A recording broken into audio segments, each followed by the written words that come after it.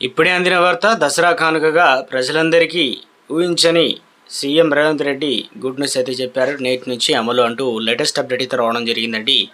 వివరాలండి వీడియోలో తెలుసుకుందామండి. వీడియోని పూర్తిగా చూడండి, కంప్లీట్ ఇన్ఫర్మేషన్ అయితే మీకు అర్థమవుతుంది. మొదటిసారి కనుక ఛానల్ వస్తున్నట్లయితే తప్పకుండా సబ్స్క్రైబ్ చేసుకొని bell button all notification activate చేసుకోండి. చూస్తున్నారు కానీ లైక్ చేయడం మర్చిపోతున్నారండి, వెంటనే లైక్ చేయండి. మిత్రులందరూ కూడా వీడియోను షేర్ చేయండి. నేడు ముఖ్యమంత్రి చేతుల మీదుగా సర్వేకు శ్రీకారం. కుటుంబ ఏదైతే కార్డు ఉంటేనే రుణాలు, పథకాలు.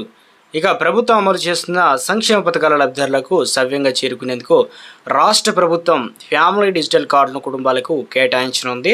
ప్రతి నియోజకవర్గంలో 2 ప్రాంతాలను ఎంపిక చేసి గురువారం నుంచి రెవెన్యూ మున్సిపల్ అధికారులతో సర్వే నిర్వహించనుంది. కర్ణాటక ప్రజలకు ఇచ్చిన కుటుంబ కార్డు తరహాలో ఫ్యామిలీ డిజిటల్ కార్డు కూడా ఇవ్వనున్నారు. మరికొన్ని కొత్త అంశాలను జోడించి ఫ్యామిలీ డిజిటల్ కార్డును ఇవ్వాలని నివేదిక సమర్పించారు. సికింద్రాబాద్ జింకానా గ్రౌండ్స్లో హాకీ మైదానంలో గురువారం సీఎం రేవంత్ రెడ్డి సర్వేకు శ్రీకారం చుట్టున్నారు. ఇక భవిష్యత్తు అవసరాలకు సులభంగా పనులు చెల్లింపు, అదే సంక్షేమ పథకాలు, పాస్పోర్ట్ దరఖాస్తులు, చిరునామా ఉపయోగపడనున్నాయి ఈ కార్డు.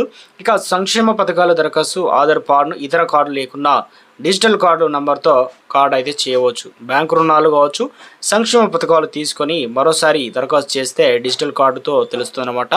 ఇంటి పన్ను చెల్లించడం, ట్రాఫిక్ చలనాలు, విద్యుత్ బిల్లులు చెల్లింపు చేసుకునే అవకాశం కూడా ఈ కార్డు ద్వారా వెసులుబాటు కల్పించుతున్నారు. ఆరోగ్య వివరాల నమోదుతో వైద్య ఆరోగ్య శాఖ హెల్త్ ప్రొఫైల్ను పర్యవేక్షించనుంది. అర్హులైన వారికి న్యాయం.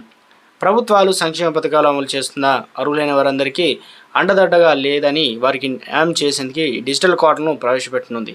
క్షేత్రస్థాయిలో ప్రతి కుటుంబానికి వివరాలు తెలుసుకునేందుకు వెళ్లి అధికారులు ప్రభుత్వం మార్గదర్శకాలు జారీ చేసింది. ఇంటి యజమాని మహిళగా పేరు నమోదు చేయాలని తెలిపింది. కుటుంబంలోని అందరి పేర్లు, వివరాలు, ఆధార్ కార్డుల నంబర్లు మాత్రమే తీసుకోనున్నారు. ఇక వారు ఒప్పుకుంటే సభ్యుల అందరి కలిసి ఫోటోను తీసుకుంటారు. ఒకే కుటుంబంలో తల్లిదండ్రులు, కుమారులు, కోడళ్ళు ఉన్నప్పుడు వారు 2 కుటుంబాలుగా అని చెప్తే అధికారులు అదే విధంగా వివరాలు అయితే నమోదు చేయనున్నారు.